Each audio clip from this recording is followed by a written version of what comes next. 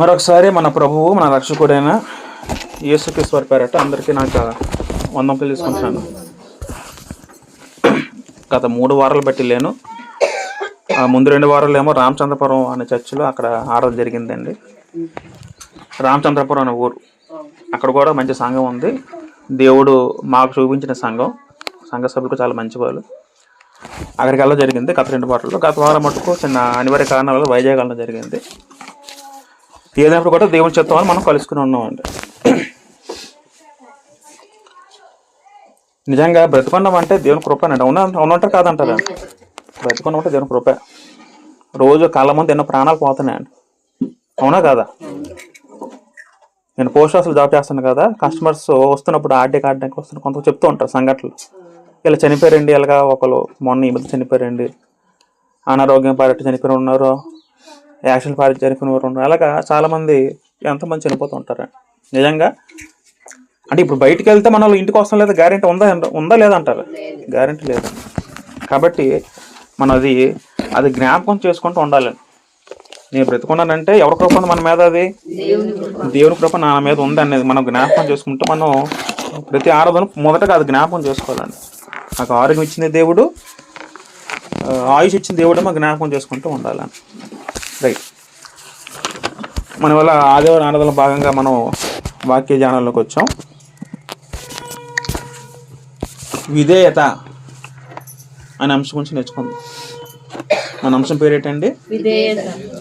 విధేయత. విధేయత అంటే అర్థం ఏంటి అసలు? ముందు ఒక పదం, మనం అంశం స్టార్ట్ చేసే ముందు మన పదంకి మనం ఏం తెలుసుకోవాలి, అర్థం తెలుసుకోవాలండి, అవునా కదా? విధేయత అంటే అర్థం ఏంటండి? లోబడుట, ఇంకా తగ్గించుకున్నట, ఇంకా మాట వినుట అని అర్థం కూడా వస్తుంది. అనుకూలంగా ఉండుట. విధేయతకి ఒక పరిపూర్ణ నిర్వచనం మనం ఆలోచించగలిగితే, ఒకరు మరొకరి ఆజ్ఞలకు ఇష్టపూర్వకంగా లోబడే ప్రత్యుత్తరము, అది విధేయత. విధేయత అంటే అర్థం ఏంటి? ఒకరు మరొకరి ఆజ్ఞలకు ఇష్టపూర్వకంగా లోబడే ప్రత్యుత్తరము, అది విధేయతని గ్రీకులో ఆ పదానికి అర్థం వాళ్ళు చెప్పడం జరిగిందండి. అది విధేయత. మరొక మాట చెప్పాలంటే, ఆజ్ఞాపించింది చేయుట విధేయత, ఆజ్ఞాపింపనిది చేయకుండా విధేయత. అర్థమవుతుందండి? విధేయత అంటే ఏంటి? ఆజ్ఞాపించింది చేయుట, ఆజ్ఞాపింపంది చెయ్యకపోవుట. ఇవన్నీ కూడా విధేయతకి నిర్వచనాలు. విధేయత అంటే లోబడిన అర్థం వస్తుంది, విధేయత అంటే మాట వినడానికి అర్థం వస్తుంది, విధేయత అంటే విశ్వసించడం అని అర్థం వస్తుంది, విధేయత అంటే ఆజ్ఞాపించింది చేయడం అర్థం వస్తుంది, విధేయత అంటే ఒకరి ఆజ్ఞలకు ఇష్టపూర్వకంగా లోబడే ప్రత్యుత్తరం అని విధేయత అనే గ్రంథం మనకి చెప్పడం జరుగుతుంది. విధేయత కనపరిచే వాళ్ళు ఏమంటారంటే విధేయులు అంటారండి. ఏమంటారండి? విధేయులు. విధేయతను కనపరిచే వారు ఏమంటారు? విధేయులు. ఇప్పుడు మనందరం కూడా ప్రభువుని నమ్మి బాప్తిస్మం పొంది సంఘంలోకి వచ్చాం. ఇప్పుడు మనందరం ఎలాంటి వాళ్ళం? మనందరం కూడా విధేయులు. విధేయులు అనే పదం క్రైస్తవులు ఉద్యోగించి ఒక పదం కూడా రాయబడిందండి. ఒక మాట మనం చదువుకుంటే, హెబ్రీ పత్రిక 5వ అధ్యాయము 8-9 చదువుకుంటే, హెబ్రీ పత్రిక 5వ అధ్యాయము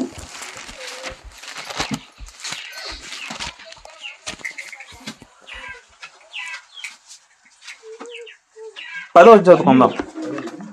10 హెబ్రీ పత్రిక 5:10 చదువుకుంటే,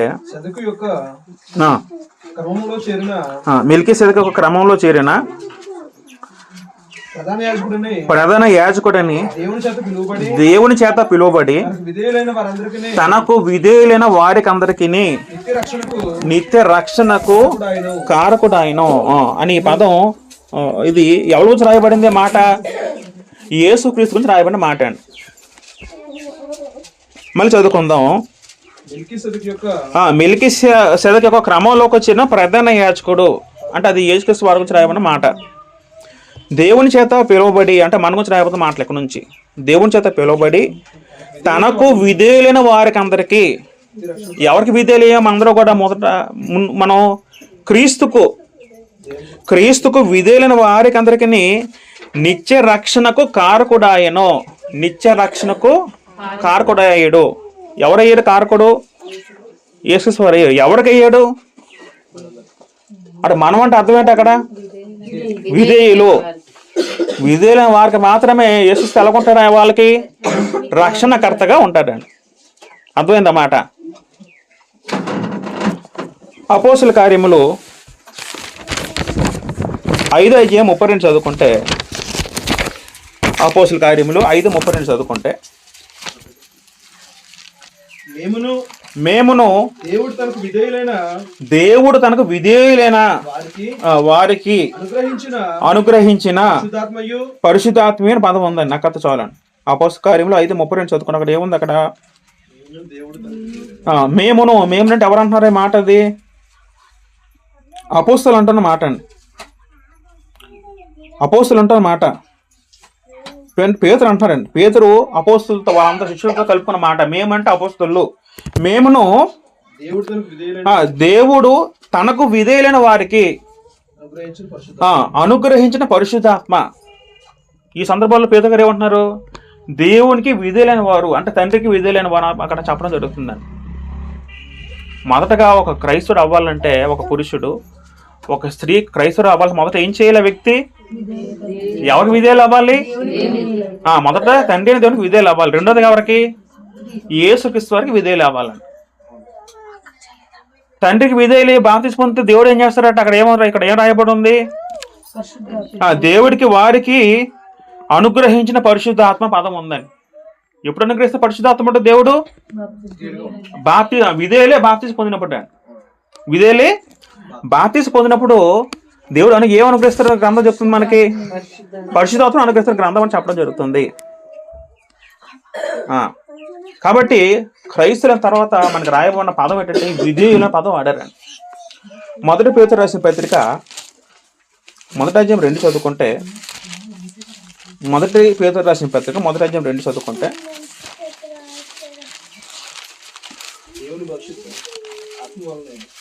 ఆత్మ వలన పరిశుద్ధత పొందిన వారై విధేయులగుటకును అన్న పదం ఉందండి. విధేయులగుటకును, ఆత్మ వలన పరిశుద్ధత పొందిన వారై విధేయులగుటకును. ప్రతి క్రైస్తవుడు ఎలా ఉండాలటండి? విధేయులుగా ఉండాలటండి. ఎవరికి విధేయులుగా ఉండాలి?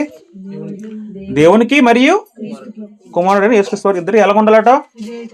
విధేయత కలిగి ఉండాలి. అలా విధేయత కలిగి ఉన్న వారిని విధేయులైన పిల్లలని అదే అధ్యాయము 15 చదువుకుంటే,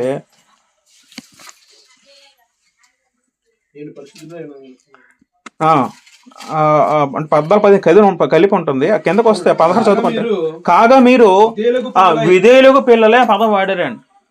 విధేయులకు పిల్లలు అంటే అర్థం ఏంటి? విధేయులు ఉన్న వారిని విధేయులకు పిల్లలని పిల్లడం జరుగుతుంది, దేవుని పిల్లలు. కాబట్టి క్రైస్తవులు అంటే విధేయులు. విధేయులు అంటే అర్థం ఏంటి? మనం ఏం నేర్చుకున్నాం? లోబడి ఉండేవారు విధేయులు, దేవుడు చెప్పింది చేసేవారు విధేయులు, దేవుడు చెప్పని చేయని వారు విధేయులు, దేవుని మాట వినినవారు విధేయులు. ఇప్పుడు నేను విధేయుడు అన్నానంటే నేనంటే సరిపోద్దా మాటలుగా? దాని ప్రమాణం ఏంటి? దేవుడు చెప్పింది చేస్తేనే విధేయుడండి. అంటే దేవుడు చెప్పింది అర్థం ఏంటి? ఇప్పుడు దేవుడు ఎలా చెప్తారు మనతో? దేవుడు ఎలా మాట్లాడతారు మనతో? ఇప్పుడు వాక్యం ద్వారా మాట్లాడతాడు. దేవుడు వాక్యం ద్వారా విని దాంట్లో ప్రవర్తించిన వారే విధేయులు దేవుని దృష్టిలో. అయితే ఆ విధేయతకి ఒక పరిపూర్ణ ఎగ్జాంపుల్ ఎవరికి చెప్పుకోవచ్చు మనం? యేసుక్రీస్తు వారే. యేసుక్రీస్తు వారే మనకి అన్నిటికీ మాదిరి అండి. దేవుని ఎలా భయభక్తి కలిగి ఉండాలి ఆయన మాదిరి, ప్రార్థన చేయడం వల్ల ఆయన మాదిరి, విధేయత కనపరచడం కూడా ఎవరి మాదిరి? మనకి యేసుక్రీస్తు వారి మాదిరి అండి. అందరికీ అన్నిటికీ ఎవరి మాదిరి అండి? యేసుక్రీస్తు వారి మాదిరి అండి. ఒక మాట చదువుకుంది, హెబ్రీ పత్రిక 5:8 చదువుకుంటే, హెబ్రీ పత్రిక 5:8 చదువుకుంటే, ఆయన కుమారుడే ఉండి, ఆయన అంటే ఎవరు యేసుక్రీస్తు సందర్భాన్ని వాళ్ళు చూస్తే ఆయన కుమారుడే ఉండి తాను పొందిన శ్రమల వలన ఆ విధేయతను నేర్చుకొనెను అని పదం ఉందండి. విధేయతను నేర్చుకొనెను. ఎవరు నేర్చుకున్నట్టు విధేయత అంటే ఏం నేర్చుకున్నట్టు విధేయత అంటే అక్కడ దానికి మనకి ఏమర్థం అవుతుంది? విధేయత అంటే అక్కడ ఇంకో మాట కూడా చదువుకుందాం. తాను పొందిన శ్రమల వలన విధేయత నేర్చుకున్న పదం ఉంటుందండి. ఏంట శ్రమలు? అది యేసుక్రీస్తు శ్రమలు ఏంటండి శ్రమలు? శిలువ మరణం శ్రమ అండి. శ్రమ కాదు, శిలువ మరణం అది శ్రమే. ఆ శ్రమను ఆయన ఏం నేర్చుకున్నట? విధేయత నేర్చుకున్నట. ఇక్కడ ఒక పదం ఉందండి. ఏంటంటే విధేయత అంటే ఎంత మనకు ఆలోచించామండి. ఒకరి ఆజ్ఞలకు లోబడి ఇష్టపూర్వకంగా ఇచ్చే ప్రత్యుత్తరం విధేయత అండి. ఇప్పుడు యేసుక్రీస్తు ఎవరికి లోబడ్డారు? తండ్రికి లోబడ్డాడండి. లోబడ్డాడా లేదా? లోబడ్డాడు. అలా లోబడ్డడానికి ఏంటి ఉదాహరణ, ఏంటి ఎగ్జాంపుల్? యేసుక్రీస్తు వారు తండ్రికి లోబడ్డారు ఏంటండి ఎగ్జాంపుల్? ఏమని చెప్పచ్చండి? యోహాను సువార్త 8:29 చదువుకుందాం ఒకసారి. యోహాను సువార్త 8:29 చదువుకుంటే, నన్ను పంపినవాడు నాకు తోడై ఉన్నాడు, ఆయనకి ఇష్టమైన కార్యము నేను ఎల్లప్పుడూ చేయుదును కనుక ఆయన నన్ను చెప్పాను. పదం మంచి పదం వాడారని. యేసుక్రీస్తు ఏమన్నారండి అక్కడ? దేవుని తోడు ఉందని చెప్పాడు. ఎప్పుడు ఉందని చెప్పాడు దేవుని తోడు ఆయనకి? ఆయనకి ఇష్టమైన కార్యం ఎల్లప్పుడూ చేయుదుని పదం ఉందండి. ఏంటి పదం అక్కడ? ఆయనకి ఇష్టం. ఎవరు ఇష్టం? అది దేవుని ఇష్టం. ఎవరు జరిగించారు? జరిగించటే లేదా? అది కేవలం ఒక రోజు జరిగించిందా, జీవితాంతం జరిగించిందండి అండి? ఎల్లప్పుడు పదం ఉందా లేదా అక్కడ? ఎల్లప్పుడు అంటే అర్థం ఏంటి? ప్రతి సందర్భంలో ఎప్పుడు కూడా యేసుక్రీస్తు ఎవరు ఇష్టాన్ని ఇష్టంగా స్వీకరించాడు? తండ్రి అయినా దేవుని ఇష్టాన్ని ఇష్టంగా స్వీకరించాడండి. అదే విధేయత అండి. ఇప్పుడు తండ్రి నాయన యేసుక్రీస్తు నువ్వు వెళ్ళి శిలువ మరణం పొందాను, కానీ యేసుక్రీస్తు నేను వెళ్ళను ప్రభు, నేను అనుభవించను, నాకెందుకు ఈ శ్రమలు, వాళ్ళ పాపం చేసి నేను వెళ్ళడం ఏంటి అని అన్నాడండి యేసుక్రీస్తు వారు? అన్నాడు లేదన్నారు? అదే విధేయత అండి. విధేయత అంటే మన ఇష్టం కాదండి, వాళ్ళ ఇష్టాన్ని గౌరవించి ఆ ఇష్టాన్ని స్వీకరించిన విధేయత అండి. మొదటి కొరింథీయులకు రాసిన పత్రిక 15:20 చదువుకుంటే, మొదటి కొరింథీ పత్రిక 15:20 చదువుకుంటే 28, మరి సమస్తమును ఆయనకు లోపరచబడినప్పుడు దేవుడు సర్వము నిమిత్తము కుమారుడు తనకు సమస్తమును లోపరిచిన దేవునికి తానే లోబడును. ఎవరు లోబడ్డారు అక్కడ? యేసుక్రీస్తు వారు తండ్రికి లోబడ్డాడు, తండ్రి క్రీస్తుకు లోబడ్డాడు. యేసుక్రీస్తు వారు తండ్రికి లోబడ్డాడు. లోబడంటే అర్థం ఏంటి? లోబడంటే అర్థం ఏంటండి? ఆయన ఏది చెప్పాడో అది చేయడం అండి. ఆజ్ఞాపించి చేయడం, ఆయనకి ఇష్టమైంది చేయడం, తను తగ్గించుకోవడం. మా పదం వాడాం కదా. విధేయతలు ఏముంటది? ఎంతలా తగ్గించుకున్నాడు? శిలువ మరణం పొందినంతగా తగ్గించుకున్నాడు. పదం ఉంటుంది కదా వాక్యం మనకి. ఫిలిప్పీ పత్రిక ఎంత ఉంటుంది అక్కడ? ఫిలిప్పీ పత్రిక 2:8 చదువుకుంటే, ఫిలిప్పీ పత్రిక 2:8 చదువుకుంటే,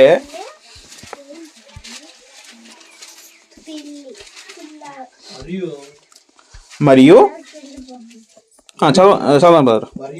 మరియు ఆయన ఆకారమందు మనుషుడిగా కనబడి మరణము పొందినంతగా అనగా శిలువ మరణం పొందినంతగా విధేయత చూపిన వాడే తన్ను తాను తగ్గించుకున్నాను. ఎంతలా తగ్గించుకున్నాడు యేసుక్రీస్తు వారు? శిలువ మరణం పొందినంతగా. అంటే మరణం అంటే నువ్వు చచ్చిపో అని దేవుడు చెప్పగానే ప్రభు ఏం చేశారు? వెంటనే మరణానికి తన శరీరాన్ని అప్పచెప్పాడండి. అది భయంకర శ్రమ, మామూలు శ్రమలు కాదండి. అది ఒక 5 నిమిషాలు 10 నిమిషాల్లో ప్రాణపోయే స్థితి అయితే కాదండి. భయంకర శ్రమలండి. అర్థమవుతుందండి? ఆ శ్రమలో ఆయన తగ్గించుకొని వెళ్ళాడా లేదా ఆయన యేసుక్రీస్తు? అదే లోబడ్డం, అదే విధేయత అండి. మీకు పదాలు అర్థమవుతున్నాయి ఆ విధేయత పదానికి? విధేయతలో ఏముందండి? లోబడటం ఉంది, ఒకళ్ళ ఇష్టాన్ని గౌరవించి ఇష్టానికి ప్రతిస్పందించడం ఉంది, మనము తగ్గించుకోవడం ఉంది. ఇవన్నీ దేనికి సూచిక? అది విధేయతకి సూచిక, విధేయతకి సూచిక. యోహాను సువార్త 3:36 చదువుకుంటే, యోహాను సువార్త 3:36 చదువుకుంటే, కుమారుని యందు విశ్వాసం ఉంచువాడే నిత్యజీవము గలవాడు, కుమారునికి విధేయుడు కానివాడు జీవము చూడడు గాని దేవుని ఉగ్రత వాని మీద నిలిచుందును అని పదం ఉందండి. ఇక్కడ లోకంలో ప్రతి మానవుడు కూడా ఎవరైనా విశ్వాసం ఉంచాలట? కుమారుని యందు ప్లస్ తండ్రి ఇద్దరు విశ్వాసం ఉంచాలి. విశ్వాసం ఉండడం అర్థం ఏంటి? అక్కడ కుమారునికి విధేయుడు కానివాడు పదం ఉందండి. కుమారుడికి విధేయుడు కానివాడు, విధేయుడు కానివాడికి శిక్ష ఏముంటదట? దేవుని ఉగ్రత వాని మీద నిలిచి ఉంటుంది గ్రంథం అని చెప్తుందండి. ఒక వ్యక్తి విధేయతగా ఉండగలడు, ఒక వ్యక్తి ఎలా ఉండగలడు? అవిధేయతతో ఉండగలడు అండి. ఉండగలడు లేదా? అలాగా ఉండగలడు. మనం ఒకసారి 1 తిమోతి పత్రిక 1:9 చదువుకుంటే,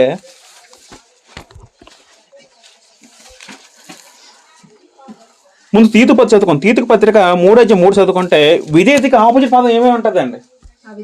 అవిధేయత, విధేయత, అవిధేయత. ఎందుకనగా మనం కూడా మునుపు అవివేకులము అవిధేయులం పదం వాడి. పదం ఎవరు వాడారు? మాట ఎవరు రాశారు ఈ పత్రిక?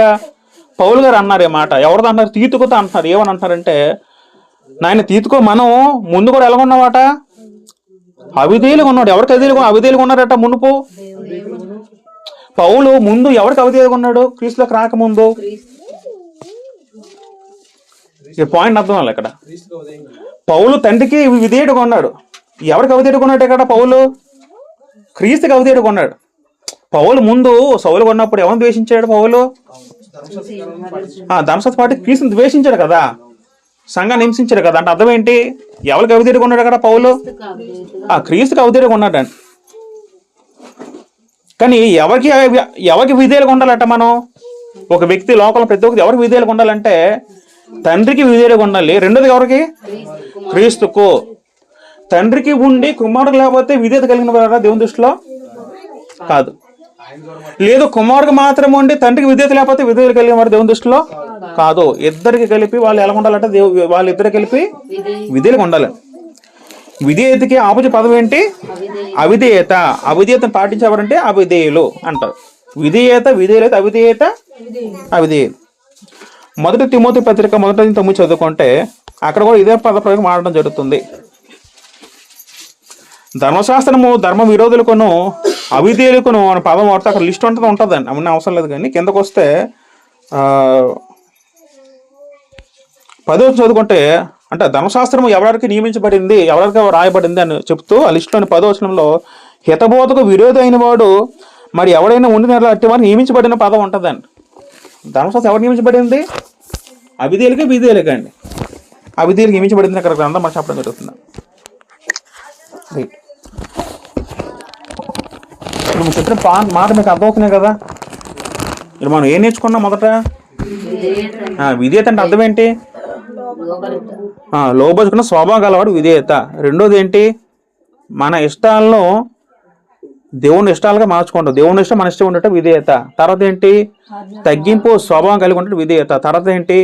ఆజ్ఞాపించింది చేయుట, ఆజ్ఞాపించపోయింది చేయకుండా విధేయత. ఇవన్నీ కూడా విధేయతకున్న లక్షణాలు.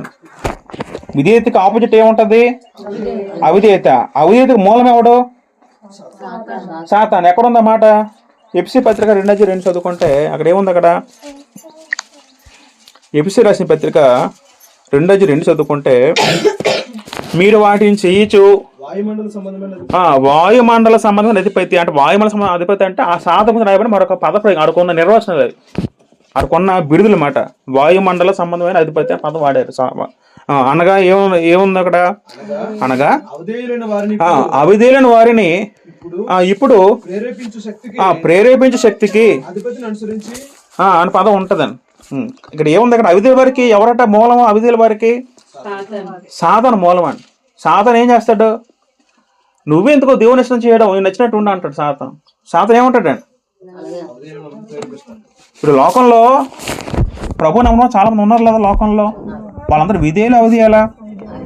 ఇప్పుడు వాళ్ళ స్వార్థ విని విశ్వసించి కూడా వాళ్ళు ఎందుకు దేవుళ్ళు రాలేకపోయారంటే వాళ్ళు ఎవరు పని చేస్తున్నాడు అక్కడ? సాధన ఎలా పని చేస్తున్నాడు? విధేయులుగా ఉండకుండా పని చేస్తున్నాడు అండి. ప్రేరేపిస్తాడు. ఎలాగా? నువ్విండడం ఏంటి? నువ్వు లోపడ్డం ఏంటి దేవుడికి? నువ్వు ఆయన ఇష్టం నువ్వు పని చేయడం ఏంటి? నువ్వు తగ్గించుకోవడం ఏంటి అని చెప్పింది ఎవరు అక్కడ? సాతాను. సాతాను చేస్తాడు. మరి వీరికి అంతం ఎలా ఉంటుంది? అవిధేయులకు అంతం ఎలా ఉంటుందండి? హెబ్రీ పత్రిక 2:2 చదువుకుంటే అక్కడేముంది? అక్కడ మీరు వాటిని చేయొచ్చు. హెబ్రీ పత్రిక 2:2 చదువుకుంటే, ఎందుకనగా దేవదూతల ద్వారా పలకమైన వాక్యం స్థిరపరచబడినందున ప్రతి అతిక్రమమును అవిధేయతయు న్యాయమైన ప్రతిఫలం పొంది ఉండగా. అమ్మ పడుకోవద్దు, చివరిన పడుకోవద్దు, సంఘాల పడుకోవద్దు. ప్రతి అతిక్రమమును అవిధేయతయు, ప్రతి అవిధేయతకి ఏముందట? న్యాయమైన ప్రతిఫలం ఉందటండి. ఇప్పుడు నేను ప్రభువును నమ్మనని ఒక వ్యక్తి అంటే ఆ వ్యక్తి ఎక్కడికి వెళ్తాడండి? దేవుడు ఉగ్రతలకు వెళ్ళి నరకానికి వెళ్తాడండి. ప్రతి అవిధేయతకి ఏముందట? న్యాయమైన ప్రతిఫలం ఉంది. ఈ విషయం గుర్తుపెట్టుకోవాలి ప్రతి లోకంలో ప్రతి మానవుడు కూడా. కాబట్టి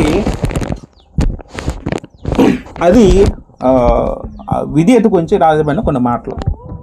పాతంలో మనం చదువుకుంటే, పాత నిబంధనలో మనం చదువుకున్నప్పుడు మనం చదువుకుంటే కొన్ని సందర్భాల్లో ఇశ్రాయేల్ గురించి మాట్లాడుతూ ఇశ్రాయేల్ ఎలా ఉన్నారట? ఇశ్రాయేల్ అంటే మోషే గారేమో ఐగుప్తు నుంచి ఇశ్రాయేల్ని కొనుక్కొని తీసుకెళ్ళినప్పుడు ఎక్కడి నుంచి ఎక్కడికి?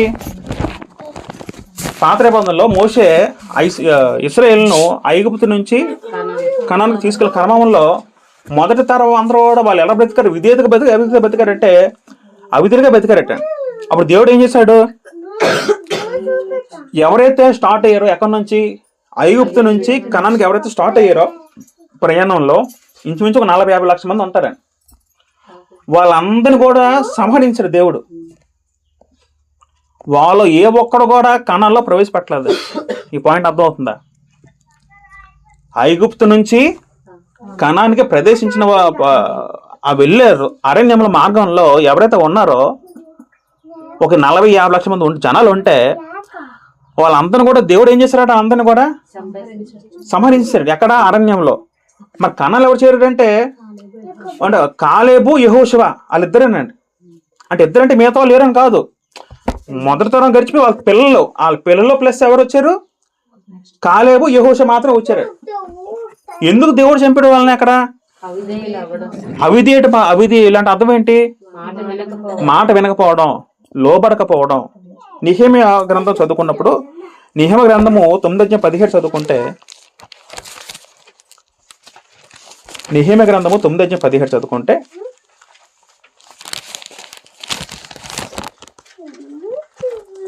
వారు విధేయులగుటకు మనసు లేని వారై తమ మధ్య నీవు చేసిన అద్భుతమును జ్ఞాపకము చేసుకునక తమ మనస్సును కఠినపరుచుకుని పదం ఉందని. ఈ మాట ఎవరంటారంటే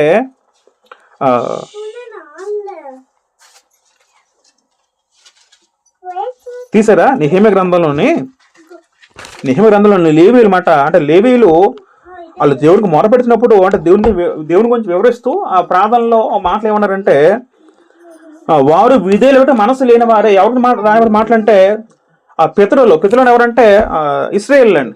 మొదటి తరం ఇశ్రాయేల్ గురించి రాయబడి వాళ్ళకి మనసు లేదు వాళ్ళకి అనే పదం వాడారండి. నీవు చేసిన అద్భుతం జ్ఞాపకము చేసుకునక తన మనస్సును కఠినపరచుకునే పదం వాడారండి. ఇది ఎవరి గురించి రాయబడిన మాట? ఇది ఇశ్రాయేల్ గురించి రాయబడిన మాట అండి. ఇశ్రాయేల్ గురించి రాయబడిన మాట. అంటే మొదటి తరం ఇశ్రాయేల్ అండి. తర్వాత కనాన్ చేరిపోయి తర్వాత దాంట్లో విధేయులు ఉన్నారు, అవిధేయులు ఉన్నారు. మనం చదువుకుంటే చాలా సందర్భాల్లో మనకి ఈ విధంగా మనకి ఈ విధేయత అవిధేయత అనేది మనకి ఒక్కొక్కరిని మనం ఇంతకుముందు నేర్చుకున్నాం. బైబిల్ కలిగిన వ్యక్తి ఎలాగైతే మనం పోల్చొచ్చో ఒక్కొక్క వ్యక్తిని, అదేవిధంగా విధేయులు అవిధేయులైన వ్యక్తి కూడా మనం పోల్చుకుంటూ రావచ్చు. మొదటి ఆది కాండం చదువుకుంటే అలాగే మనం పోల్చుకుంటూ రావచ్చు అండి. అబ్రాము విధేయుడు అవిధేయుడు అండి. విధేయుడు ఎలా విధేయుడు? అబ్రాము ఎలా విధేయుడు అండి దేవుడికి? ఆయన మాటకి తూచ తప్పకుండా పాటించి అది విధేయుడు. అబ్రాహాంకి దేవుని వాక్య ప్రత్యక్షమే నీ ఊరు నుంచి నీ తల్లిదండ్రుల దేశం మొత్తం నీ దేశం వదిలి బయలుదేరినప్పుడు అబ్రాహాం ఏం చేశారండి? అక్కడ బయలుదేరాడు, ఉండిపోయాడు అక్కడ. ఏమన్నా సొంతం విడిచిపెట్టి ఎవరైనా వెళ్ళగలరు అసలు ఎక్కడైనా? సొంత ఊరు, సొంత వాకిలి, సొంత ఆస్తులు, అంటే ఆస్తులు పట్టుకెళ్ళారు అనుకుంటే తనతో పాటు ఏదైనా సొంత ఊరు ఒక ఫీలింగ్ ఉంటుంది మనిషి కన్నా, అంటే ఒక భయం లేకుండా ఉంటుంది. సొంత ఊరు అంటే భయం లేకుండా ఉంటుంది. తన తెలివిని ఎవరైనా వెళ్తారండి? అది లోపడ్డవా మాట విన్నాడండి. అవును అబ్రాము లేదు ప్రభు నేను కాస్త పుండు సర్దుకొని వస్తాను, లేదా మా చుట్టాల పోతే అందరికి ఒక మాట చెప్పి వస్తాను అన్నారండి. అలాగేమన్నా వెంటనే వెళ్ళిపోయాడండి. అక్కడ వెంటనే లేచి వెళ్ళిపోయాడండి. అంతేనా? నిజంగా జర్నీ చదువుతుంటే మనకి ఎంత ఆశ్చర్యంగా ఉంటుందో. ఊరు అనే ఊరు నుండి, ఆ ప్లేస్ నుంచి, కల్దీల ఊరు నుంచి, ఊరు అనే ప్లేస్, అది ఊరు పేరు ఊరు. మళ్ళీ అక్కడ నుంచి హారాన్ వెళ్తాడు, మళ్ళీ అక్కడ నుంచి కనాన్ వెళ్తాడు. ఆ కనాన్ దేశం నుంచి మళ్ళీ ఐగుప్తుకి వెళ్తాడు. కొరకు వస్తే ఇన్ని ప్లేసులు తిరుగుతాడు, తన తెలియని ప్లేస్లు అండి. ఇప్పుడులా కాదండి, ఆ కాలంలో ఒక ప్లేస్కి వెళ్ళి చాలా భయంగా వెళ్ళాలి. ఎందుకంటే ఆ ఊరు మనుషులు ఒకప్పుడు ఎలా ఉంటారంటే, కొత్త వాళ్ళు వస్తే వాళ్ళు ఊరుకోరండి. కొత్త వాళ్ళు రాగా నిన్న చంపేస్తారు. ఎందుకు చంపేస్తారు? వీళ్ళు మన ఆక్రమించుకోవడం వస్తున్నారేమో వాళ్ళకి భయం అండి. ఒకప్పుడు ఊరు దాటి వెళ్ళాలంటే భయం అండి. మనం కూడా చిన్నప్పుడు సామెత ఉంటుంది కదా, ఒకప్పుడు కాశీ వెళ్తే అంటారు కదండి. ఒక సామెత ఉంటుంది కదండి మనకి, కాశీ వెళ్తే తిరిగి రావడేది అంటూ ఉంటారు. అంటే మీకు అంతకుండా చెప్తాను. ఎందుకంటారంటే ఊరు దాటితే తిరిగి రావడం, వేరే ప్లేస్కి వెళ్తే చచ్చిపోతారేమో అన్న ఫీలింగ్ ఒకప్పుడు ఇంకా భయంకరంగా ఉండేదండి. ఇప్పుడు తగ్గాయి కానీ అది అలాగా. మన విధేయులు అవిధేయత అని మనం అలా చదువుకోవచ్చాను. అబ్రాహాము ఒక మాట రాయబడింది హెబ్రీ పత్రిక 11:8 చదువుకుంటే, హెబ్రీ పత్రిక 11:8 చదువుకుంటే, అబ్రాహాము పిలువబడినప్పుడు విశ్వాసమును బట్టి ఆ పిలుపునకు లోబడి అని పదం ఉంటుందండి. అబ్రాహాము పిలిచిన దేవుడు ఆ పిలుపుకి ఏం చేశారు? అబ్రాహాము అక్కడ లోబడి, పిలుపుకు లోబడితే ఏం చేశారండి? తాను స్వాస్థ్యముగా పొందని ఉన్న ప్రదేశంలో బయలువెళ్ళాను. ఇక్కడ పదం ఉందండి. మనకేం అర్థం అవ్వాలంటే, నేను లోబడ్డానంటే అర్థం ఏంటండి? లోబడ్డ మాట అంటే సరిపోద్ది. అక్కడ లోబడ్డం అనేది మనకు సంబంధించింది. విధేయత అనేది అది బయట కనిపించే క్రియ అండి. అక్కడ నేను విధేయత ఉన్నట్టు అర్థం ఏంటి? హృదయంలో లోపల బయటికి కనబడాలి. బయటికి కనబడిపోతే అది లోపడ్డాడు కాదు, అది విధేయత కాదు. అబ్రాహాము లోపడంటే ఎలా లోపడ్డాడు? మాట విని ఏం చేశాడండి? బయలుదేరాడు. అదే పాయింట్. అక్కడ ఈ పాయింట్ అర్థం అవుతుందా? లోబడంటే అర్థం ఏంటి? మాట విని రెండో పని కార్యం చేశాడు. అక్కడ కార్యం చేయకపోతే లోబడ్డం ఉంది అక్కడ? లేదు. అక్కడ ఏముంది? అక్కడ మంచి చదువుదాం. తాను శ్వాసముగా పొందనై ఉన్న ప్రదేశంకు బయలు వెళ్ళాను, మరి ఎక్కడికి వెళ్ళవలనో అది ఎరుకగా బయలు వెళ్ళాను. అదే అండి, తను ఎరుకగా వెళ్ళేటట్టండి. తెలియని ప్లేస్ కన్నా ఎంత భయంకరంగా ఆలోచించాను. ఒకప్పుడు ఎంతగా ఆలోచించాం కదా. తెలిసిన ప్లేస్ కంటే వెళ్ళగలం, తెలియని ప్లేస్కి వెళ్ళగలం అండి. అసలు మనం ఇప్పుడు మన పక్క రాష్ట్రం ఏదో ఒక కర్ణాటక, తమిళనాడు వెళ్ళగలం మనం ఒకసారి. భాష కానీ భాష ఊరు మనం వెళ్ళగలమా? వెళ్ళలేమా? అది క్రియ అండి. అంటే విధేయతలో ఏముంటుంది? విధేయతలు చూపిస్తుంటే అక్కడ ఏమైనా కమడాలి? అక్కడ క్రియ కమడాలి. అలాగా అబ్రాహాము అందరికి మనం విధేయతగా మాదిరిగా ఉండొచ్చు. కొలస్సీ పత్రిక 3:18 చదువుకుంటే, కొలస్సీ పత్రిక 3:18 చదువుకుంటే, ఇప్పుడు మనం విధేయతకి దేవుడు ఒక క్రమం పెట్టడం జరిగిందండి. విధేయతకి దేవుడు ఏం చేశాడు? ఒక క్రమం పెట్టాడు. ఆ క్రమంలోనే ఎవరైతే నడుచుకుంటారో వాళ్ళు మాత్రమే దేవునికి విధేయులు ఉన్నట్టు అన్నాడు. మొదటగా ఇప్పుడు ఒక వ్యక్తి విధేయత కనపరచాలంటే అదే మొదట ఎక్కడ ప్రారంభం అవ్వాలి? ఒక వ్యక్తి ఒక విధేయత కనపరచాలంటే ముందు ఎక్కడ స్టార్ట్ అవ్వాలని? దేవుడి దగ్గర. తర్వాత ఇక్కడ 3 ఉన్నాయండి. చాక్పీస్ ఉంటారు ఎక్కడ ఉంది?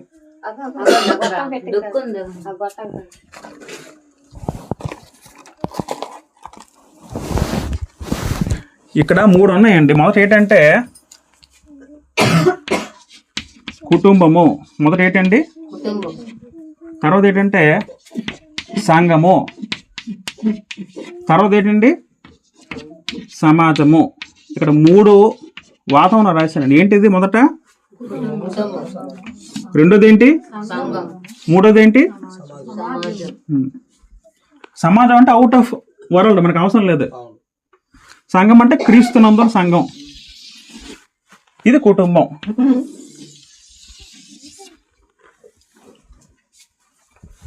దేవుడు ఒక క్రమం పెట్టాడు. ఏంటి క్రమం అది? ఒక వ్యక్తి ఫస్ట్ ఎక్కడ వస్తారండి? కుటుంబంలో వస్తారండి. సంఘం అంటే అర్థం ఏంటి? కుటుంబ సముదాయం సంఘం, అంతే కదండి. మా కుటుంబం ఉంది, మీ కుటుంబం ఉంది, మీరు కుటుంబం, అందరూ ఒక కుటుంబాలు. కుటుంబం కలిసి ఏమవుతాయి? సంఘం అవుద్దండి. మొదట కుటుంబం. ఈ కుటుంబాన్ని దేవుడు ఒక ఏం పెట్టాడంటే ఎలాగ విధులు ఉండాలో ఒక క్రమం పెట్టడం జరిగిందండి. మన బైబిల్ అంతా చదువుకుంటే దేవుడు మనం 3 రకాలు వర్గీకరిస్తే లోకాన్ని. మొదటి ఏంటి? కుటుంబము, సంఘము, సమాజము. సమాజం అంటే ఏంటి? అర్థం ఏంటి? లోకం. ఈ 3 చోట్ల కూడా మనం ఎలాగైతే ఉండాలో దేవుడు చెప్పాడు. గ్రంథంలో చెప్పాడండి. చెప్పకుండా ఉండలేదు, దేవుడు చెప్పాడు. కుటుంబంలో ఎలా ఉండాలో దేవుడు చెప్పడం జరిగింది. సంఘంలో ఎలా ఉండాలో దేవుడు చెప్పడం జరిగింది. తర్వాత సమాజం కూడా ఎలా ఉండాలో దేవుడు చెప్పడం జరిగింది. ఆ లైన్ పెట్టింది ఎవరు? దేవుడు. మొదటగా కుటుంబంలో భార్య, భర్త, తల్లి, తండ్రి. మొదట పిల్లల నుంచి వస్తానండి. ఫస్ట్ పిల్లల గురించి దేవుడు ఏం చెప్పాడంటే ఒక మాట ఆలోచిద్దాం. ఎఫెసీ పత్రిక 6:1 చదువుకుంటే,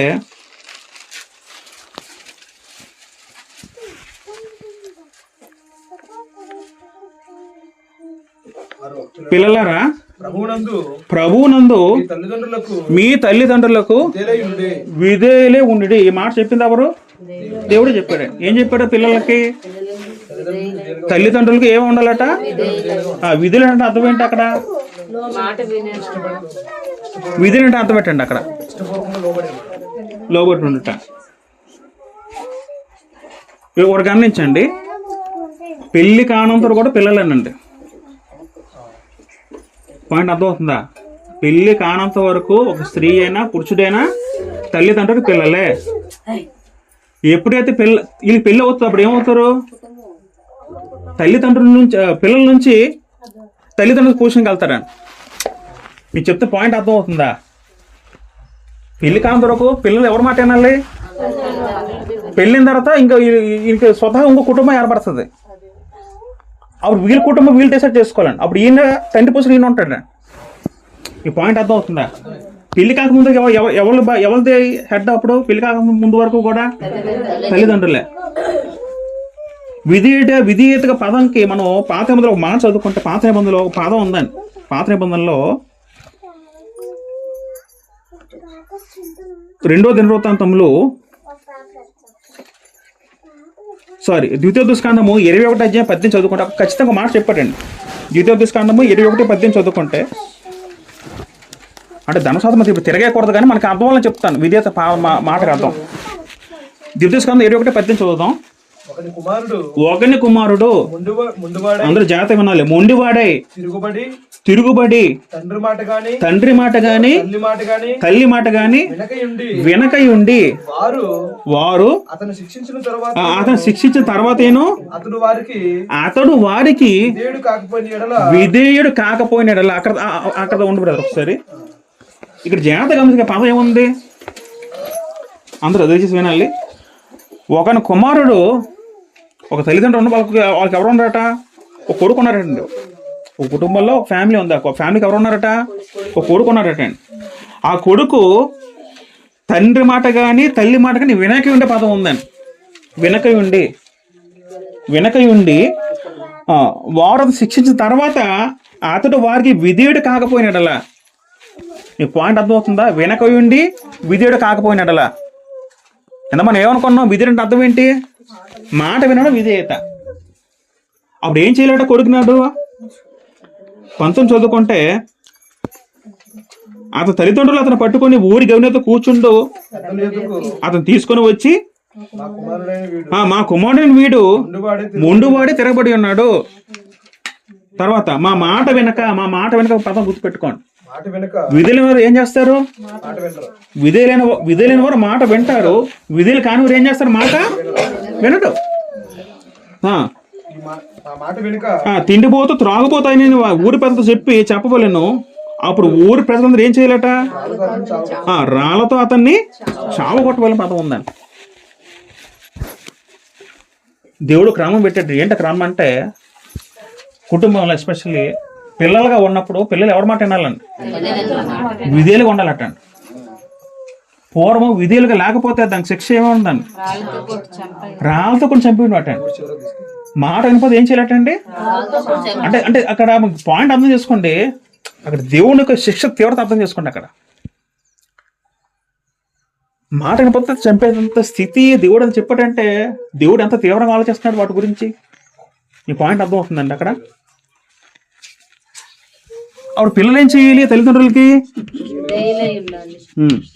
అంటే అర్థం విద్యలు అంటే అర్థం ఏంటి? అక్కడ మాట వినాలి.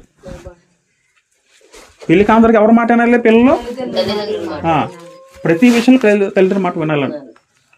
మళ్ళీ దానికి మినహాయింపు ఏమైనా ఉందా? ఇప్పుడు అన్ని మాటలు వినాలి, ఇంకేమైనా మినహాయింపు ఏమైనా ఉందా? ఒకటి ఉంది. ఏంటంటే దేవుని చిత్తానికి వ్యతిరేకంగా ఉంటే మటుకు దాన్ని అబ్జెక్ట్ చేయొచ్చు. ఇప్పుడు తల్లిదండ్రులు హిందువులు అయి ఉన్నారండి, కొడుకేమో దేవుని నమ్ముకున్నాడండి, నువ్వు చర్చికి వెళ్ళక అంటాడండి తండ్రి. అప్పుడు ఏం చేయాలి? ఎందుకు వినకూడదు? దేవుని చేత వ్యతిరేకం ఉంది కాబట్టి.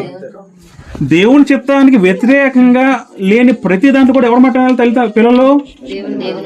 అది ఎవరు పెట్టిన రూల్? అది అంతే. విధేయులే ఉండండి, అంతే. ఇది ధర్మం అన్నారండి.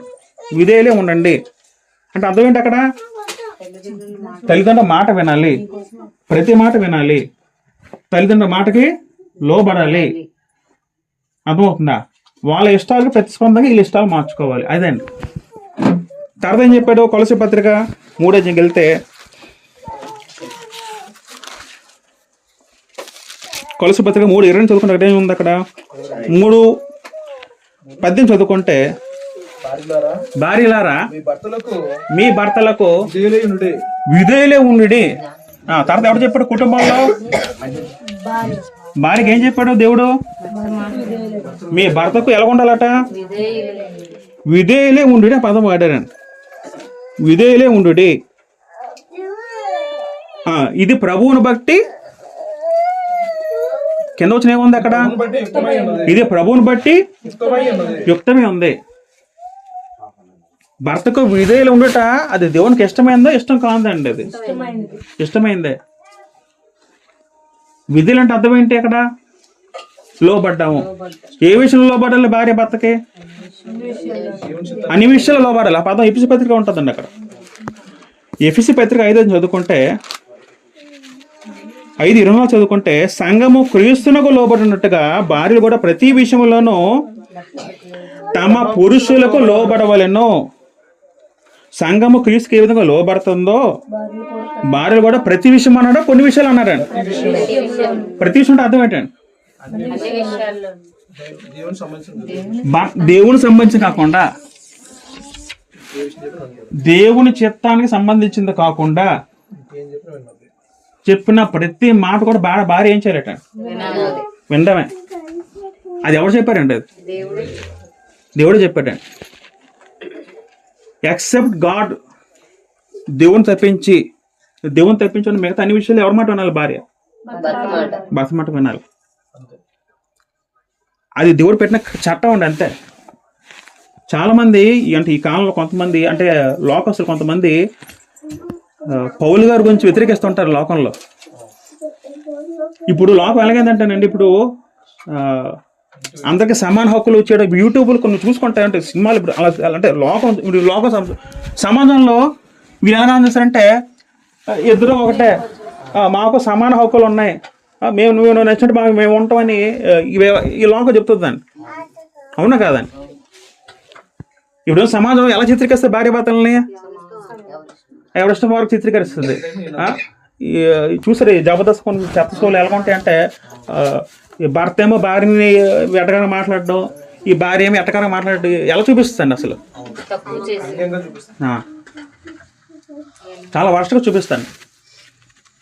కొంత స్త్రీలేమో మాకు సమాన హక్కులే, మేమెందుకు లోపడాలి అంటారా. ఇంకా దేవుడు మాకేం చెప్తుందని, నువ్వు ఎలాగొన్నా సరే భార్య నువ్వు ఎలాగొన్నా సరే నువ్వేం చేయాలి? భర్తకి ఏ విషయం లోపడాలి? అక్కడ అన్నీ అన్నాడు, కొన్ని అన్నాడు అటండి, అన్నీ అన్నాడు కదా, అన్నీ ప్రతి విషయంలో లోపడవలసింది, అంతే. ఇంకా ఆప్షన్ లేదు, అంతే. మన ఇష్టాన్ని వాళ్ళ ఇష్టాన్ని మన ఇష్టంగా మార్చుకోవడం, అదే లోపడ్డం. ఇందాక మనం ఆలోచించాం యేసు ఏం చేశారండి? అన్ని విషయాల్లో ఎల్లప్పుడూ ఆయనకి ఇష్టమైన చేయించే పదం ఉంది కదా, ఎంత చదివించాం, ఈ చదివాం కదా మనం. అన్ని విషయాల్లో ఎల్లప్పుడూ ఆ పదం వాడారా? ఎల్లప్పుడు అన్నా కొద్ది విషయాలు అన్నారా? ఎల్లప్పుడు అదేనండి లోబడ్డం. అది కుటుంబంలో భార్య ఉద్దేశం అన్నమాట. సంఘంలో స్త్రీ గురించి ఏం రాబడింది? ఇది కుటుంబం అండి. ఇప్పుడు సంఘంలోకి వచ్చాం, స్త్రీ గురించి స్త్రీ గురించి ఏం రాయబడింది అక్కడ? మొదటి తిమోతి పత్రిక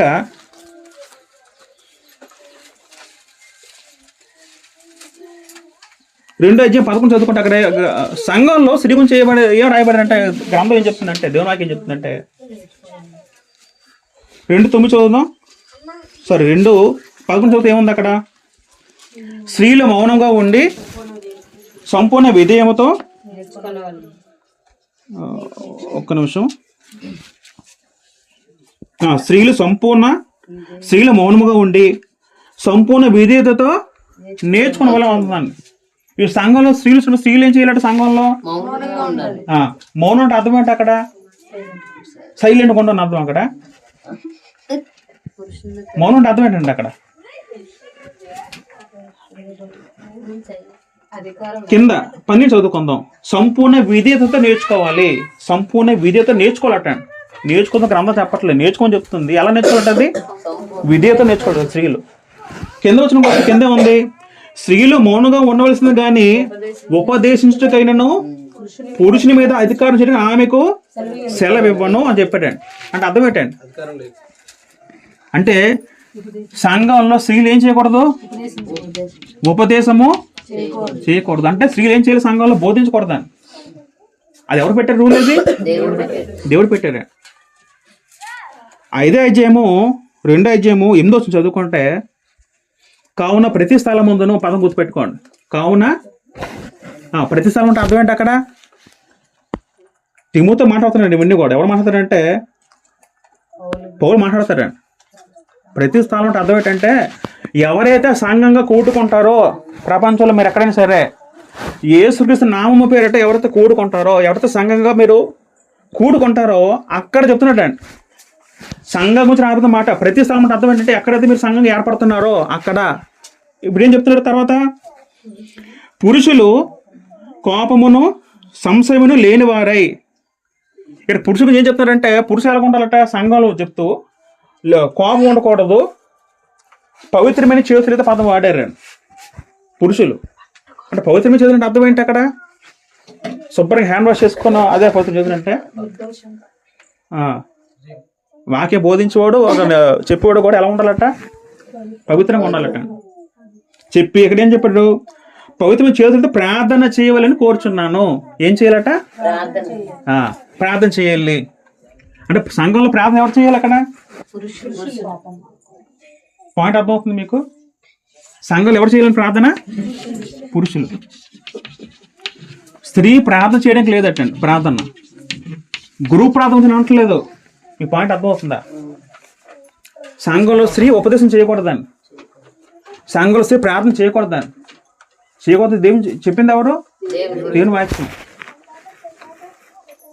పురుషుడే ప్రార్థన చేయాలటండి. అంటే అది అధ్యక్షత వహించినా సరే, ఏ చేసినా సరే ఎవరు ప్రార్థన చేయాలటండి? లేదండి మా ఆవిడ బాగా వాక్యం చెప్తుందండి, గొప్ప ఆకర్షిస్తారు జనాలని, ప్రార్థన బాగా చేస్తుందంటే చెప్పించచ్చు సంఘంలో? నీకే అధికారం ఉంది అక్కడ? ఇప్పుడు బయట సమాజం ఏముంటుంది? సమాజంలో డినోవర్స్లు వస్తాయి, డినోవర్స్ సంఘాలు ఇలాగే ఉంటాయండి. ఇవన్నీ ఇలాగే ఎడుతాయి. ఒక క్రమం ఉండదు, పద్ధతి ఉండదు, ఇష్టానుసారం ఉంటారు. స్త్రీలు బోధిస్తారు, స్త్రీలు ప్రార్థన చేసేది ఎవరిచ్చారండి? దేవుడు అక్కడ దేవుడు ఇచ్చినాడు ఎక్కడైనా సరే. ప్రతి స్థలం ముందును పురుషుల పదం వాడారండి అక్కడ. ఇప్పుడు ఇది ఇలా ఉంచి మొదటి కొరింథీ పత్రిక 11కి వెళ్తే, మొదటి కొరింథీ పత్రిక 11కి వెళ్తే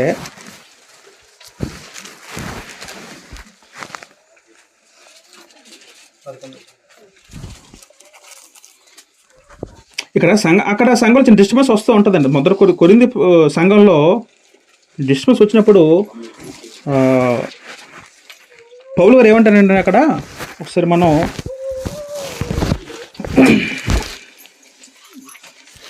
మొదటి కొరింథీ 14 చదువుకుందామండి. 14:26 చదువుకుంటే ఒక పదం ఉంటుంది. ఏంటంటే, సహోదరు ఇప్పుడు ఏం జరుగుతున్నది? మీలో కూర్చున్నప్పుడు ఒకడు ఒక కీర్తన పాడబలని. ఒకడు అంటే అర్థం ఏంటండి? ఒకడంటే పురుషుడే, స్త్రీ అండి అక్కడ. అంటే ఒకరు పాడితే మిగతా అందరూ ఏకం అవ్వాలట. మీకు పాయింట్ అర్థమవుతుందా? ఒకడు ఒక కీర్తన పాడాలి, మరి ఒకడు బోధించాలి. మరి ఒకడు అంటే అర్థం ఏంటి అక్కడ? మరి ఒక్కడు అన్నాడు, మరి ఒకటే ఉందా? ఒకడంటే ఎవరు అక్కడ? పురుషుడండి. అంటే అదే మొదట కొరింథీ పత్రిక 14 మొత్తం కూడా ఆరాధనలో ఉన్న సెట్టింగ్ అంతా కూడా అర్థమవుతుందా అని చెప్తున్నాడండి అక్కడ. ఇంకా మనం కిందకు వస్తే 34 అక్కడే ఉంది. అక్కడ స్త్రీలు సంఘంలో మౌనంగా ఉండవాలెన్నో, వారు లోబడవలసింది కానీ మాట్లాడక సెలవు లేదు అని చెప్పాడు. అని చెప్పిన తర్వాత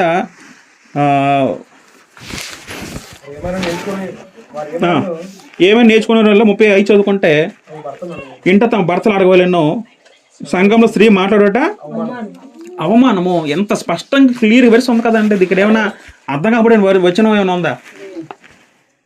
లోకంలో ఎలా ఉంది? జనమర్షుల సంఘాలు ఎలా ఉంటాయండి? లోకంలో స్త్రీలతో వాక్యం చెప్పిస్తారు, స్త్రీలతో ప్రార్థన చేయిస్తారు. ప్రార్థన అంటే దేవుడు చెప్పాడు, దేవుడు చెప్పాడు పురుషులే ఉండాలి అంతే. అలాగే స్త్రీలు మాట్లాడకూడదని కాదండి. మీరేం చేయాలి? ఏకీభవించాలండి. ఈ పాయింట్ అర్థమవుతుందా? పాటలు అందరూ పాడాలని, అది తప్పు కాదు. ప్రార్థన చేస్తే మీరు అందరూ కలిసి ఆమె చెప్పాలండి. ప్రార్థన చేస్తే అందరూ ఏం చేయాలి? మనం ఆమె చెప్పాలండి. ఇక్కడ ఈ మాట కూడా ఉందండి. అదే 14:16 చదువుకుంటే, ఒకసారి మనం 15 చదువుకుందాం. కాబట్టి ఆత్మతో ప్రార్థన చేతును, మనసుతో ప్రార్థన చేతును, ఆత్మతో పాడుదును, మనసుతో పాడుదును. లేని ఎడల నీవు ఆత్మతో స్తోత్రము చేసినప్పుడు ఉపదేశం పొందినవాడు గనుక నీవు కృతజ్ఞత చేసినప్పుడు ఆమెను వాడేలా పలుకున్న పదం వాడతారండి. అంటే నీవు అంటే అక్కడ సందర్భించి ఎవరైతే ప్రార్థన చేస్తున్నాడో వాళ్ళతో మాట్లాడుతూ కృతజ్ఞత తెలిసినట్టు అదంటే ప్రార్థన చేసినప్పుడు ఆమెను ఎలా పలకగల పదం వాడతారండి అక్కడ ఆమె. అయితే ప్రశ్న ఏంటంటే, దేవుడు ఎందుకు ఇలాగా స్త్రీలకి ఈ విధంగా చెప్పాడు సంఘంలో? కారణం ఏమేమి ఉంటుంది? ఎందుకు అధికారం లేదు పురుషులకి? ఎందుకని అధికారం లేదు? ఇంకా చెప్పండి, మీకు తెలిసింది చెప్పండి, ఆలోచించండి. అది కరెక్ట్ వచ్చిన కూడా దేవుడు చెప్పాడండి.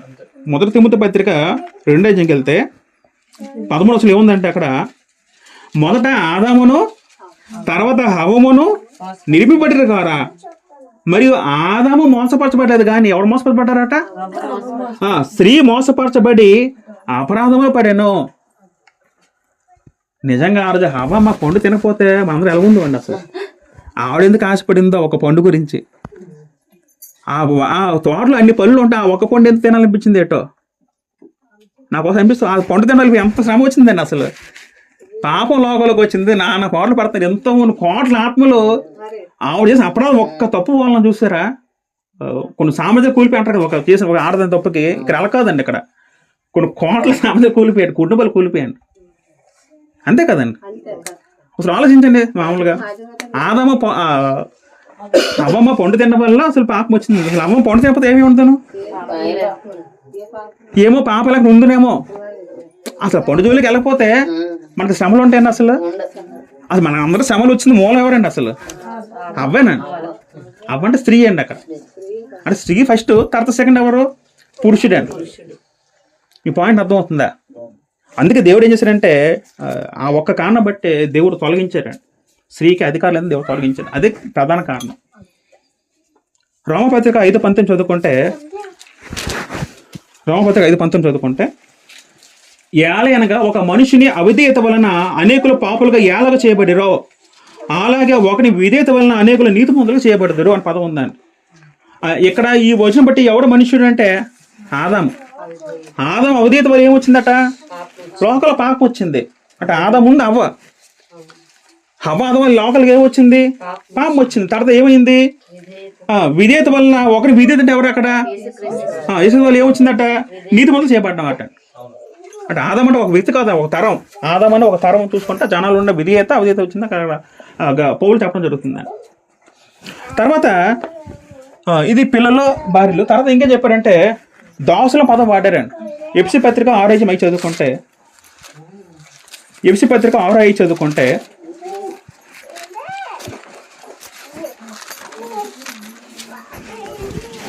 దాసులారా యథార్థ హృదయం గలవారే భయంతోను వణుకుతోను క్రీస్తునకు వలె శరీర విషయమై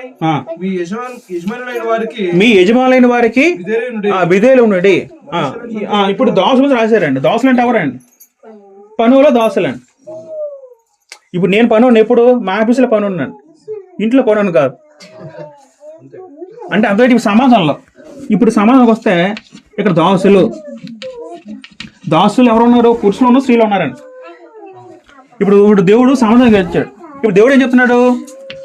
దాసులు ఏం చేయాలంటే యజమానులకి లోబడాలి అన్న చెప్తుందండి. అర్థమవుతుందండి? దాసులు ఏం చేయాలి? యజమానులకి ఇప్పుడు విధేయులు ఉండమని చెప్తుందండి. యజమాని ఏమనంటే నువ్వు తిరగబడ చెప్పట్లే. విధేయతకి ఆపోజిట్ పదం ఏంటి? అవిధేయత. అవిధేయతకి ఆపోజిట్ ఏంటి? తిరుగుబాటు చేయడం. అసలు దేవుని వాక్యం తిరుగుబాటు ఎప్పుడు కూడా చెప్పదండి. దాసులు ఏం చేయాలి? యజమానులకి విధేయులు ఉండాలట. విధేయత ఎప్పుడు వస్తుంది? ముందు గౌరవించాలండి. ఫస్ట్ లోబడ్డ విధేయత ఎక్కడ స్టార్ట్ అవుద్ది? గౌరవించడం స్టార్ట్ అవుద్ది. గౌరవం తర్వాత లోబడ్డం, తర్వాత విధేయత, థర్డ్ స్టెప్ విధేయత, 4వది కార్యం. ఈ పాయింట్ అర్థమవుతుందండి? మనం ఎక్కడ ఆఫీసులు పనిచేస్తున్నా, ఎక్కడ సంస్థలు పనిచేస్తే మనం ఎలా ఉండాలి? యజమానులకి విధేయులుగా ఉండాలట. లోబడం అది గ్రంథం చెప్తుంది. రోమపత్రిక 12 చదువుకుంటే,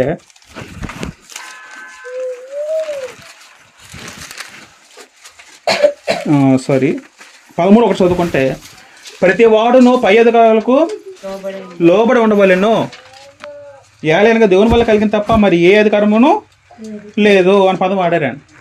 తర్వాత ఏం చేయాలట? సమాజంలో మనం ఉన్నప్పుడు మనం ఎవరు లోబడాలట? అధికారం అంటే అర్థం పెట్టండి. పై అధికారం అంటే అర్థం పెట్టండి. అది ప్రభుత్వాన్ని అర్థం చేసుకోవాలండి.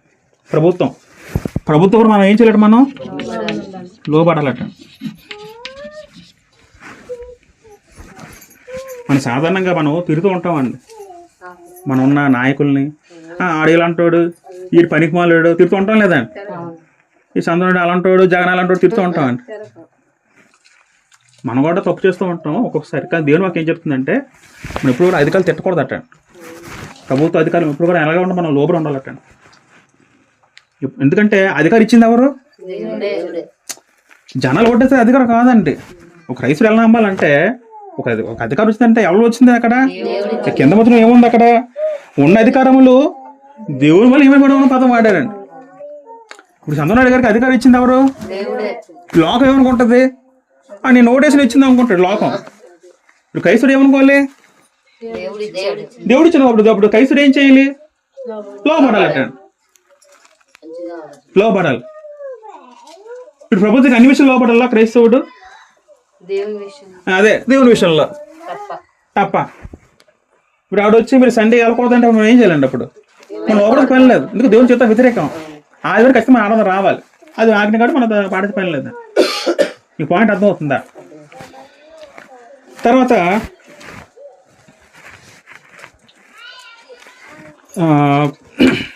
హెబ్రీ పత్రిక మనం చదువుకున్నప్పుడు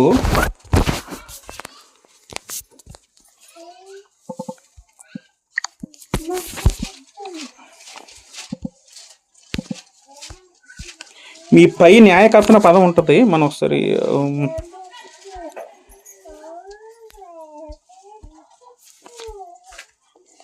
హెబ్రీ పత్రిక 13:17 చదువుకుందాం. అమ్మ ఫ్యాన్ వేసింది అమ్మ, ఒక్కబెట్టేస్తుందమ్మా. హెబ్రీ పత్రిక 13:17 చదువుకుంటే ముగించేస్తుంది, లాస్ట్కి వచ్చింది. మీ పైన నాయకులుగా ఉన్నవారు లెక్క ఒప్ప చెప్పవలసిన వారి వల్ల మీ ఆత్మలు కాయిచున్నారు. వారు దుఃఖముతో ఆ పని చేసిన మీకు నిష్ప్రయోజనము కనుక దుఃఖముతో కాక ఆనందముతో చేయనట్లు వారి మాట విని వారికి లోబడి ఉండడం చెప్పడం జరిగింది.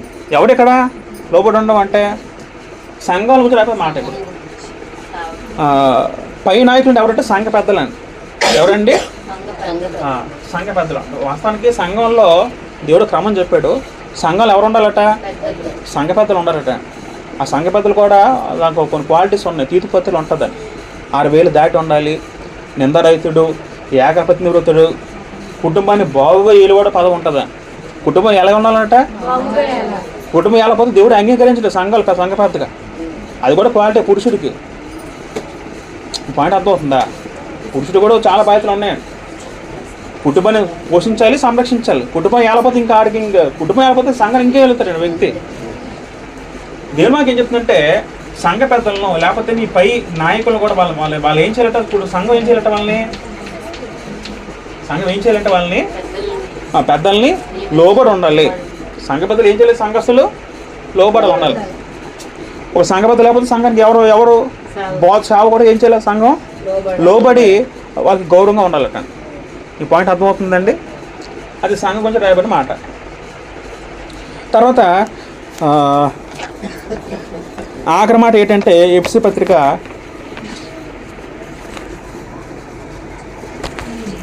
5 వెళ్ళినప్పుడు ఎఫ్సీ పత్రిక 5 వెళ్ళినప్పుడు అక్కడ ఏముందంటే అక్కడ ఆఖరి మాట అంటే ఈ 5:21 చదువుకుంటే క్రీస్తునందుల భయముతో ఒకరికొకడు లోబడి ఉండు. ఇది ఎక్కడ చెప్తున్న మాట అంటే సంఘం చెప్తున్న మాట పౌలు. సంఘాలు ఇప్పుడు ఏం చేయాలట? ఒకరికొకరు లోబడి ఉండాలట. ఒకరికొకరు లోబడి ఉండుట అంటే అర్థం ఏంటండి? సంఘాలు అందరూ ఎలా ఉండాలట? అందరూ కూడా సహోదర ప్రేమతో ఉండాలట. ఒకరు వ్యక్తి మీ యొక్క ఇష్టాన్ని ఒక వ్యక్తి గౌరవించాలట. మీరు ఒక మాట చెప్తే మీ మాట గౌరవించి దానిలో ఏమన్నా తప్పులు సెట్ చేసిపోయారుగా ఉండాలట. మెక్కడమైన ప్రేమతో కలిగి ఉన్న గ్రంథం చెప్తుందని ఎక్కడ? సంఘంలో. కొరింథీ సంఘంలో ఏమైందంటే ఎంత మనం చదువుకున్నాం ఒకసారి మళ్ళీ తిరిగేద్దాం. మొదటి కొరింథీ పత్రిక 14 చదువుకుంటే అక్కడ ఏముంటుందంటే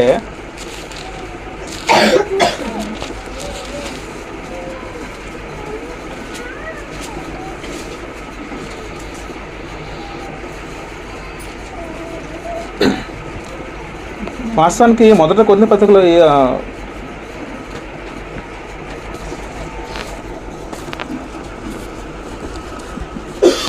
అక్కడ ఏమైందంటే సంఘంలోని కొన్ని మేము ధనిక మేము పేద అనే తేడాలు వస్తాయటండి. ఎక్కడ వచ్చిందంటే మొదటి కొరింథీ పత్రికలో ఉంటుందండి, 14లో ఉంటుంది.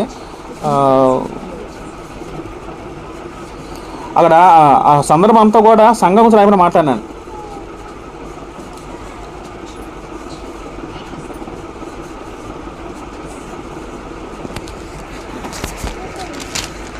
యాకోబు పత్రిక కూడా మనం వెళ్ళిపోతే ఒకసారి వచ్చిన కనబట్టలేదు కానీ యాకోబులో కూడా మాట ఏముంటుందంటే యాకోబు పత్రిక 3 వెళ్తే యాకోబు పత్రిక 3 వెళ్తే 2 వెళ్ళినప్పుడు యాకోబు 2 వెళ్ళినప్పుడు ఒక మాట ఏముంటుంది 2వ వచనంలో, ఏలయనగా బంగారు ఉంగరం పెట్టుకొని పరసత్రం ధరించుకొని ఒకడు మీ సమాజ మధ్యలో వచ్చినప్పుడు మురికి బట్టలు కట్టుకున్న దరిద్రం లోపలికి వచ్చినట్లా మీరు ప్రశస్త్రం ధరించుకున్న వాడిని చూచి సన్మానించి నీవెక్కడ మంచి స్థలంలో కూర్చుండమని చెప్పి ఆ దరిద్రంతో నీవెక్కడ నిలువము అని చెప్పి 4వ చదువుకుంటే మీ మనసుల్లో భేదములు పెట్టుకొని మీరు దురాలోచనతో విమర్శ చేసిన వారు అవుతారు కదా అంటారు. సంఘంలో ఒక ధనవంతుడు ఉన్నాడండి, సంఘానికి వచ్చాడండి. సంఘంలో పేదవాడు వచ్చాడండి, వాడు కొన్న బట్టలు ఆడు వచ్చాడండి. ఒక ధనవంతుడు ఎలా వచ్చాడు సంఘంలో? నువ్వు అక్కడ కూర్చొని పక్క కూర్చోనాలంట ధనవంతుడు. అక్కడ సమాజంలో హెచ్చుతగ్గులు ఉన్నాయి, భేదాలు ఉన్నాయి. సమాజంలో ఉన్నాయి, లోకాల్లో ఉన్నాయి. నువ్వు గొప్పవాడు, నీ పేదవాడు, అలాంటి భేదాలు ఉన్నాయి. ఇక్కడ సంఘంలో ఉండాలి అలా భేదాలు. సంఘంలో అందరూ ఒకటే, గుర్తుపెట్టుకోండి. సంఘంలో అందరూ ఒకటేనండి, సమానం అండి. సంఘం అంటే ఒకళ్ళు ఇంకా నువ్వు ఎక్కువ తక్కువ అని భేదం ఉందనుకోండి, వాళ్ళకి ఏమర్థం అవ్వదు, దేవుని వాక్యం అర్థం అవ్వలేదు. ఈ పాయింట్ అర్థమవుతుందండి. సంఘంలో అందరూ సమానం అండి. ఎంత డబ్బు ఉన్నడైనా పేదోడైనా అందరూ సంఘంకి వచ్చేసరికి ఇంట్లో లేకుండా వేరే విషయం, కానీ సంఘంలో ఉంటే ఎలా ఉండాలి? అందరూ కూడా సమానం కలిసిమెలిసి ఉండాలట. అది చేదరించుకోవడం ఆశించుకోవడం చేయకూడదండి. అది దేవుని వాక్యం అండి. దేవుని వాక్యం ఏం చెప్తుందంటే ఒకరికొకరు లోబడి ఉండే పదం వాడారండి. అంటే ఎలాగోసం లోబడి ఉంటే ముందు గౌరవించుకోవాలంట ఒకరు. మీ పాయింట్ అర్థమవుతుందండి. సంఘంలో ధనిక భేదాభిప్రాయం ఉండకూడదు. సంఘంలో అసలు కుల మాట ఉండకూడదు. సంఘంలో అసలు కులం ఎక్కడ వచ్చింది? అసలు ఆదాము కులం ఉందండి? అసలు దేవుడు కుల వేసని అసలు కులం పెట్టింది ఎవరు? అసలు దేవుడా మా సమాజం అండి. ప్రతి దేశంలో కులం ఉందా? మన దేశంలో కులం ఉందండి. మన దేశంలో ఏడ్చిందండి కులం అనేది. ఎక్కడ ప్రతి చోట ఉండేది కాదండి. కులం ప్రతి చోట ఉండేది కాదు. మన ఇండియాలోనే పెట్టారు. అదే బ్రాహ్మణ్స్ పెట్టారండి. అది కూడా బ్రాహ్మణులు, ఆ వైశ్య, క్షత్రియ, శూద్రులు అంటారు కదా, అవన్నీ కూడా ఎక్కడి నుండి వచ్చాయండి. అది సమానం వచ్చింది తప్ప దేవుడు వచ్చింది కాదండి. దేవుని కులం అంటే మనం కులం పెట్టుకోవచ్చండి. దేవునికి కులం ఉందండి? అసలు కులం లేదండి. సంఘంలో కుల అభిప్రాయాలు ఉండకూడదు. సంఘంలో భేదాభిప్రాయాలు ఉండకూడదు. సంఘంలో హెచ్చుతగ్గులు ఉండకూడదట. East Godavari side, west Godavari side కొన్ని సంఘాలు ఎలా ఉన్నా తెలుసండి. నేను నిజంగా చూసాను, ఇంతపూట చూడలేదు. కానీ అక్కడ కుల వ్యవస్థ బట్టి సంఘాలు ఉన్నాయి. క్రీస్తు సంఘాలు మళ్ళీ క్రీస్తు సంఘాలే కులాలు బట్టి ఉన్నాయండి. అక్కడ నాకు గొప్ప ఆశ్చర్యం వేసింది. సంఘాలు బట్టి కులాలు బట్టి సంఘం ఏంటి అసలు? అంటే ఆ సంఘాలు వెళ్ళిన అందరూ ఆ కులాలు వెళ్తారట, వేరే కులాలు వెళ్ళరు.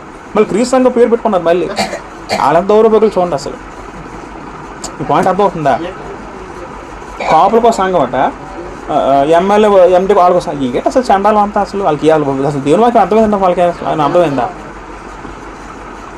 కొరింథీ పత్రిక ఇదే ఉంటుందండి.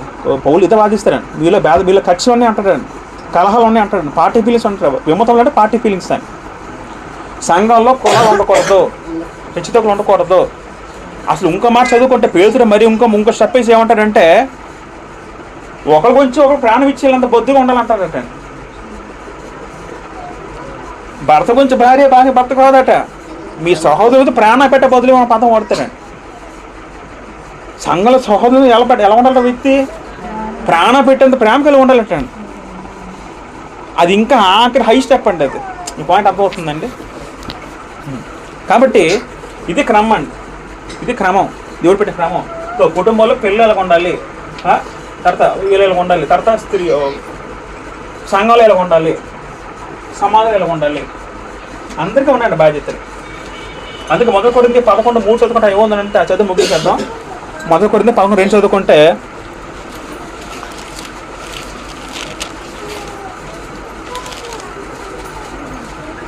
1 కొరింథీ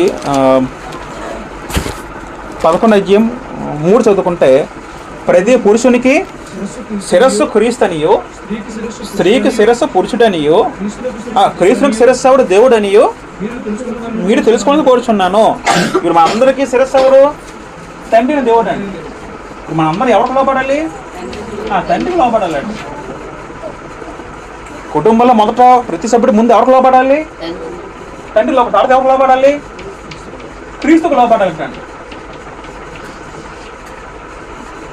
అది కుటుంబంలో పురుషుడు అంటే పురుషుడు ఎవరు లోపడాలి? క్రీస్తుకు లోపడాలి. తండ్రికి ఎలా లోపడతాం? స్త్రీ ఎలా లోపడాలి? స్త్రీ పురుషుకు లోపడుతూ క్రీస్తుకు లోపడుతూ తండ్రికి లోపడాలి. పిల్లలు ఎలా లోపడాలి? తల్లిదండ్రులు లోపడుతూ క్రీస్తు లోపడుతూ తండ్రికి లోపడుతూ సమాజంలో యజమాని లోపడుతూ ప్రభుత్వం లోపడుతూ ఉండాలి. పురుషులు కూడా ఇల్లు పట్టేస్తుంది ఉద్యోగం చేస్తే. ఇది క్రమం, ఇది దేవుడు పెట్టిన క్రమం. ఇలా లోబడుతూ విధేయులు జీవిస్తే అది నిజంగా దేవుడు ఆశీర్వదిస్తాడు. పరిపూర్ణ విధేయతకు మాదిరి ఎవరంటే అబ్రాహాం అండి. పురుషుల్లో స్త్రీలు ఎవరు వస్తారండి? శారా. మొదటి ప్రతిపత్తులు ఏముంటుందంటే స్త్రీ తన భర్త అయిన అబ్రాహాంకి లోబడుచున్న పదం ఉంటుందండి.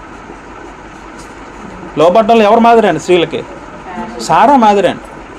ఇప్పుడు అబ్రాహాము ఆ ఊరైన ప్లేస్ నుంచి తనతో వెళ్ళినప్పుడు ఎవరిని తీసుకెళ్ళాడు? తనతో పాటు భార్య కూడా తీసుకెళ్ళాడట. వెళ్ళినప్పుడు భార్య ఏముందండి? అప్పుడు నువ్వు వెళ్ళు, నేను రాను ఉందండి అక్కడ.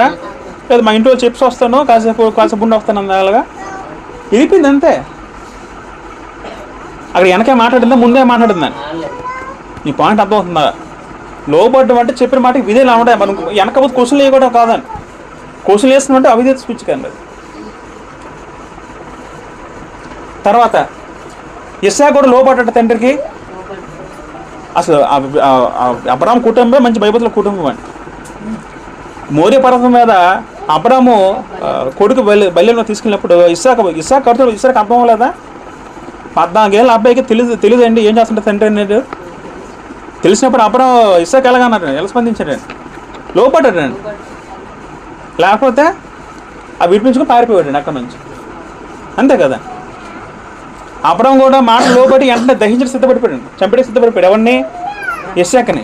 అబ్రాహాం తండ్రి కొడుకు చంపడానికి సిద్ధపడిపోయాడు, లేకలేక పుట్టిన కుమారుని. ఎందుకు? దేవుడు లోబడ్డాడు కాబట్టి అంతే, వెనక ముందు ఆలోచించలే. దేవుడు చంపిమని చెప్పినప్పుడు అబ్రాహాము ప్రభు ఒక 10 దెబ్బలు కొడతాను చంపనా అన్నాడా?